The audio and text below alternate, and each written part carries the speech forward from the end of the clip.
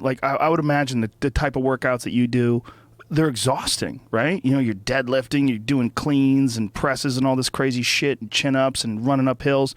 If you had to go to war right after a hard workout like that, it's going to take something out of you. Yeah, you've got to use common sense. Right. So how do you know like when to stay in shape or what to do? Yeah, you're not going to do like a massive squat workout while you're on deployment. That's going to put you in the hurt locker for 3 or 4 days. It's just not smart. You know, it's like a Pavel, you know, the Pavel Tatsuli. Yeah.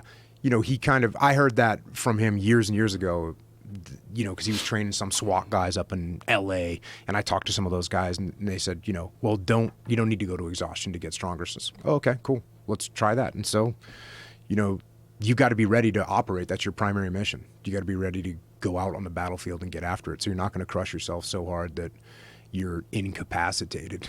Yeah, he's not a guy that believes in going to failure, right? He's got some interesting he doesn't go to failure. And I'm not like some follower from just one of those things I heard along the way. Yeah, I mean, look, there's a lot of different philosophies when it comes to training. But when when you're deployed, it's essentially all entirely on you, other than the group organized PT trainings. Just about. Yeah, just about. So do you guys get together? You say, hey, we're going to go running, or we're going to lift today, or we're going to... Let's go do some pull-ups. What about martial arts training? How much martial arts training is involved? Again, that depends on, you know, what the situation is and who you're working with. You know, if you were a junior officer that was working for me, then you were going to be training jiu-jitsu all the time. You know, if they're working for you. So it depends on who they're working for. Yeah. You know, I needed training partners, and so I got them.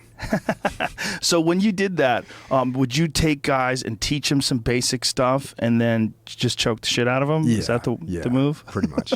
Pretty much. Do you talk them through it while you're doing it? Like, defend, get your arm here, look out. Yeah. But, you know, I would actually improve. You know, I'd go on deployment and come back, and, you know, some guy that maybe I was having good battles with before I left, I'd come back and be better, because all of a sudden you go and work on really good offense against a bunch of strong, you know, psycho SEALs that don't want to tap, and you got to make it work. So, you know, I'd come back and be better. I wouldn't get worse on deployment, that's for sure. That's Eddie Bravo's theory. He believes that the real way to get better is not to train with people better than you, but to train with people that aren't as good as you and just constantly drill finishes over and over and over again, and sharpen them up like a samurai sword.